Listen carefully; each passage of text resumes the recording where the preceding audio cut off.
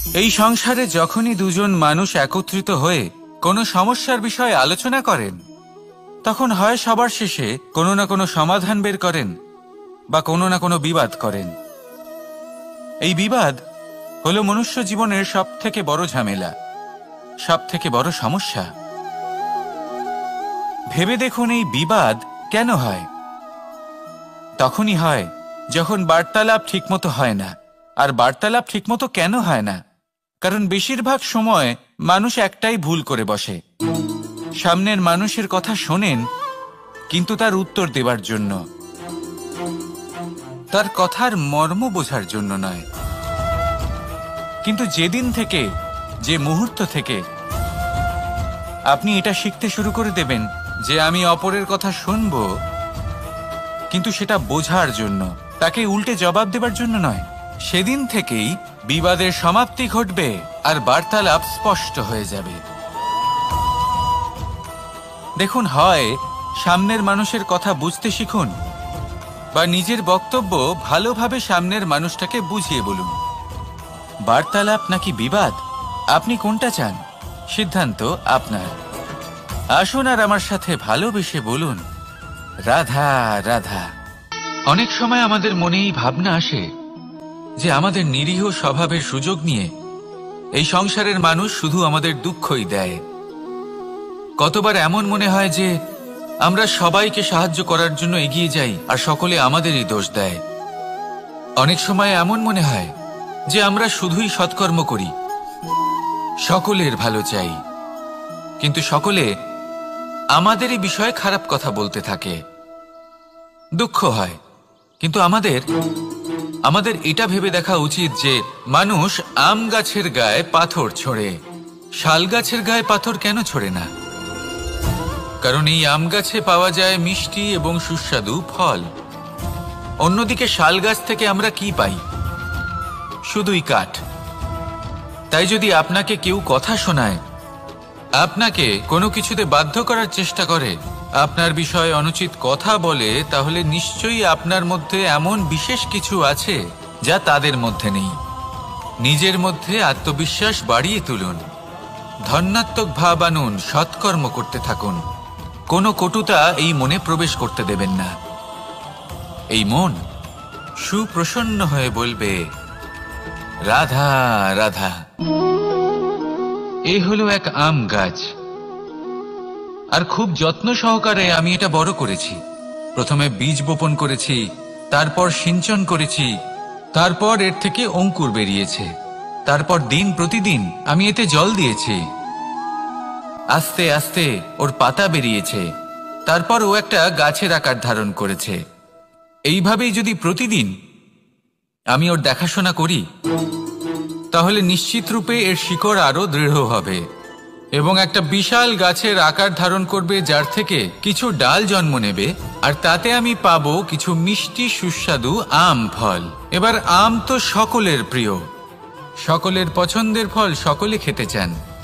কিন্তু আম পাওয়ার জন্য আগে আপনাকে সেই গাছের যত্ন নিতে হবে।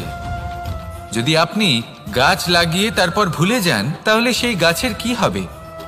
তার অস্তিত্বটাই মুছে যাবে, তাই না?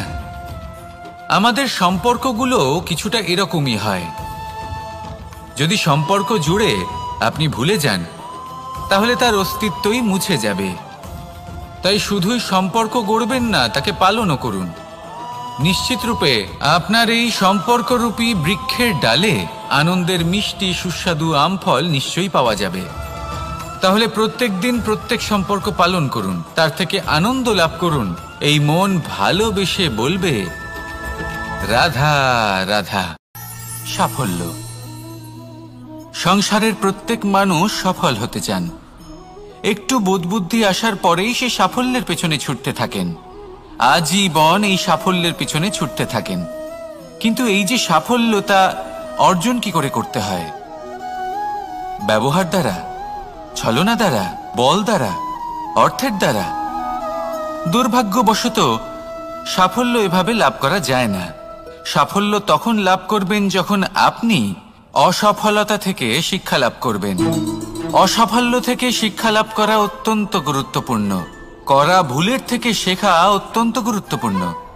যদি আপনি অসাফল্যকে ভয় পান, তার থেকে দূরে পালান, তাহলে জীবনে কখনোই এগোতে পারবেন না। অসফলতা আসেই আপনাকে এটা বোঝানোর জন্য যে সাফল্য কিভাবে অর্জন করা যেতে পারে। তাহলে অসফলতাকে স্বাগত জানান, তার থেকে শিখুন। নিশ্চিত রূপে সাফল্য আপনার কাছে আসবেই আসবে। আর এই মন তা সুপ্রসন্ন হয়ে বলবে, রাধা রাধা। মানুষ ভাবেন যে ধন অর্জন করা হলো অত্যন্ত গুরুত্বপূর্ণ। তিনি আজীবন ধন অর্জন করতে থাকেন, ধন অর্জন করার চেষ্টা করতে থাকেন। সে যাই হয়ে যাক না কেন, পরিশ্রম করতে থাকেন। স্বাস্থ্যের দিকে নজর দেন না, না উচিত সময় খাবার খান, না উচিত সময় ঘুমোতে যান, না পর্যাপ্ত সময় পর্যন্ত ঘুমন, কিছুই না। ধন অর্জন করতেই থাকেন, করতেই থাকেন। আর কিছু সময় পরে যখন তিনি অসংখ্য ধন লাভ করে ফেলেন, তখন তার সাথে ওনার শরীরে অনেক রোগ বাসা বাঁধে। এইসব রোগের উপচার করতে করতে সেই সমস্ত ধন যা উনি অর্জন করেছেন তা তিনি ব্যয় করে ফেলেন। শেষ পর্যন্ত কি হয়? আমরা যেভাবে এসেছি ঠিক সেইভাবেই ফিরে যাই, ধন এখানেই থেকে যায়। দেখুন, একটা অত্যন্ত গুরুত্বপূর্ণ কথা রয়েছে যে আপনার বোঝা উচিত। এই যে ধন, তার ব্যবহার করুন জীবনকে আরো ভালো করে তোলার জন্য। ধনের সদ্ব্যবহার করা উচিত, এমন যেন না হয় এই ধন আপনাকে ভোগ করে ফেলে। এই জীবনকে নিশ্চিত রূপে আরো শ্রেষ্ঠ করে তুলুন। কিন্তু এই ধন অর্জন করার এই প্রক্রিয়াতে নিজের সারা জীবনকে নষ্ট করে ফেলবেন না। এই জীবন উপভোগ করতে শিখুন। আর আমার সাথে ভালোবেসে বলুন, রাধা রাধা। ধন মানুষের জীবনের সবথেকে বড় প্রয়োজনীয়তা, সেই অস্ত্র যার দ্বারা মানুষের জীবনের অনেক সংকট দূর করে দেওয়া যেতে পারে, সেই মাধ্যম যার দ্বারা সংসারের সমস্ত জাগতিক সুখ স্বাচ্ছন্দ্য লাভ করা যেতে পারে। কিন্তু ধনের দ্বারা আমরা সবকিছু লাভ করতে পারি না। জাগতিক স্বাচ্ছন্দ্য আমরা লাভ করতে পারি, কিন্তু সুখ লাভ করতে পারবো না। সুখের উপকরণ আমরা লাভ করতে পারি, কিন্তু সুখের অনুভূতি লাভ করতে পারবো না। আনন্দ, সন্তোষ, প্রসন্নতা এগুলো ধন দ্বারা লাভ করা যায় না। কিন্তু হ্যাঁ, আনন্দ, সন্তোষ আর প্রসন্নতার সাথে যদি কোনো কাজ করেন তাহলে অবশ্যই ধন লাভ করবেন। তাহলে আসুন আর এই প্রসন্নতার সাথে বলুন, রাধা রাধা। সংসারে দুই ধরনের পথ হয়, উচিত পথ আর অনুচিত পথ। একটা শুভর দিকে নিয়ে যায় আর একটা অশুভর দিকে নিয়ে যায়। অনেক সময় অজ্ঞানতাবশত জীবনে আমরা সেই পথ নির্বাচন করে নিই যা আসলে অনুচিত।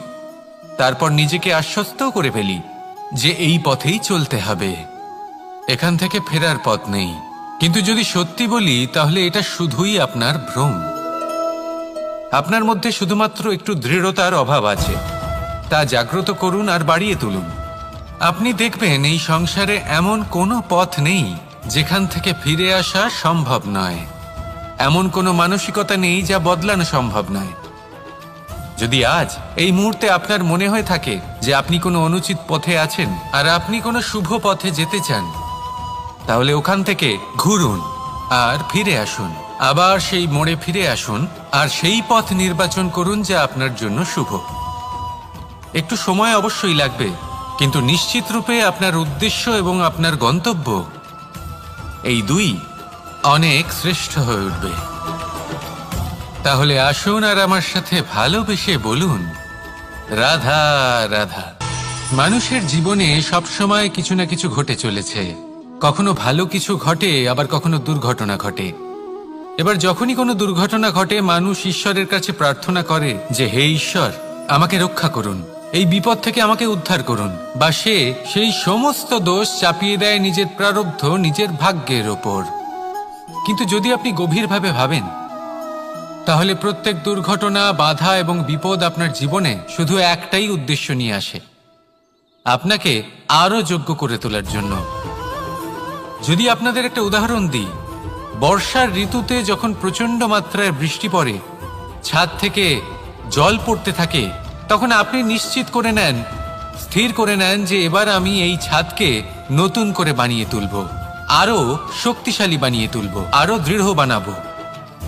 আপনার জীবনে যখন কোনো অসুখ করে, তারপর আপনি জীবনে আরো সাবধানী হয়ে যান, আরো সতর্ক হয়ে যান, স্থির করে নেন যে এটা যেন দ্বিতীয়বার না হয়, ঠিক কিনা? এই বিপদ, এই দুর্ঘটনা, এই সংকট, এগুলো জীবনে আসবে আপনাকে আরো শ্রেষ্ঠ করে তোলার জন্য। এবার এটা আপনার ওপর। আপনি একে ভাগ্যের পরিহাস বলে মনে করবেন, নাকি ঈশ্বরের সংকেত মনে করবেন, যিনি আপনাকে আরো শ্রেষ্ঠ করে তুলতে চান? সিদ্ধান্ত আপনারই। আসুন আর আমার সাথে ভালোবেসে বলুন, রাধা রাধা। সাফল্য এবং অসফলতা। মানুষের জীবন এই দুই চাকার ওপরই দাঁড়িয়ে থাকে, এর আশেপাশেই ঘুরতে থাকে। তাই সাফল্য এবং অসফলতা অত্যন্ত লাভদায়কও হতে পারে, আবার অত্যন্ত ক্ষতিকারকও হতে পারে। নির্ভর করছে মানুষের উপর। যদি কথা বলা হয় সাফল্যের, তাহলে যখনই সাফল্য আসে তখন সেই সাফল্য তার মাথায় চড়ে বসে। তিনি নিজের পথ থেকে সরে যান, লক্ষ্যভ্রষ্ট হয়ে যান, অনুচিত কাজের দিকে অগ্রসর হয়ে পড়েন, বিনাশের দিকে অগ্রসর হয়ে পড়েন। কিন্তু সেই সাফল্য যদি মাথায় চড়তে না দিয়ে মনের মাঝে বাস করে, তাহলে সে নিজের সাফল্য অনুভব করতে পারবে, নিজের কর্তব্য অনুভব করতে পারবে, ভাববে যে কিভাবে এই সাফল্য দ্বারা সমাজের কিছু মঙ্গল করা যেতে পারে, আর সেই সাফল্যই তার জন্য বরদান হয়ে যাবে। এবার যদি কথা বলি অসফলতার, তাহলে যখনই অসফলতা আসে তখন মানুষ তাতে মন খারাপ করে বসেন, দুঃখী হয়ে পড়েন, হেরে গেছেন বোধ করেন, জীবনে সামনে অগ্রসর হওয়ার সাহস করতেই পারেন না। তার কি করা উচিত? তার মন থেকে না ভেবে মস্তিষ্কের দৃষ্টিভঙ্গি দিয়ে ভেবে দেখা উচিত যে আমি এমন কি করলাম যাতে আমি অসফল হলাম। নিজেকে শুধরে নেওয়া উচিত। তখন এই অসফলতা মানুষের কাছে আশীর্বাদ প্রমাণিত হবে, আর পরের বার তিনি অবশ্যই সফলতা লাভ করবেন। তাই মনে রাখবেন, সাফল্য এবং অসফলতা আপনার জন্য লাভদায়কও হতে পারে, ঘাতকও প্রমাণিত হতে পারে, বিধ্বংসীকারীও হতে পারে। তা নির্ভর করছে আপনার উপর যে আপনি মস্তিষ্ক দিয়ে দেখতে চান নাকি হৃদয় দিয়ে দেখতে চান। শেষ পর্যন্ত সিদ্ধান্ত আপনারই। আসুন আর আমার সাথে ভালোবেসে বলুন, রাধা রাধা। একটা গরু যখন দুধ দেয় তখন তার একটা মূল্য থাকে। ওই দুধ থেকে যদি আপনি দই বানান তাহলে তার মূল্য বৃদ্ধি পায়। দই থেকে যদি মাখন বানিয়ে নেন তাহলে মূল্য আরো কিছুটা বেড়ে যায়। আর মাখন থেকে যদি ঘি বানিয়ে ফেলেন তাহলে মূল্য আরো অনেক বেশি বেড়ে যায়। কিন্তু এর কারণ কি? এরকম কেন হয়? কারণ হলো পরীক্ষা। দুধের মধ্যে যখন জোরন মেশানো হয় তখন দইয়ের টক ভাব চলে আসে, দুধের অস্তিত্ব বদলে যেতে শুরু করে। দুধকে নিজের অস্তিত্ব বদলে ফেলার দুঃখ সহ্য করতে হয়, তখনই তা দইতে পরিণত হয়, তখনই তার মূল্য বৃদ্ধি হয়। এই দইকে মন্থনের যাতনা সহ্য করতে হয়, তবেই সেই দই মাখনে রূপান্তরিত হয়, আর তারপর তার মূল্য বৃদ্ধি হয়। আর মাখন, এই মাখনকে আগুনের আঁচে তপ্ত হতে হয়, তবেই এই মাখন ঘিতে পরিণত হয়, আর তারপরেই এর মূল্য আরো অনেক বেড়ে যায়। মানুষের সাথেও এরকমই হয়। কর্ম করতে থাকুন, কর্মের পরীক্ষায় উত্তীর্ণ হতে থাকুন, আপনার মূল্য অবশ্যই বৃদ্ধি পাবে। তাহলে কর্ম করতে থাকুন, ফলের চিন্তা করবেন না। আর আমার সাথে ভালোবেসে বলুন, রাধা রাধা। কোনো গাছের গায়ে লেগে থাকা ফলকে দেখুন, সে কতটা সুখী অনুভব করে, কতটা সুরক্ষিত অনুভব করে। তার যে খাবারের প্রয়োজন পড়ে তা সে গাছের শিকড় থেকে পেয়ে যায়। গাছের শাখা, ডাল তাকে সাহায্য করে থাকে, পাতা তাকে আশ্রয় দেয়, ওকে ছায়া প্রদান করে। কিন্তু সেই ফল যদি ওখানেই থাকে তাহলে কি হবে?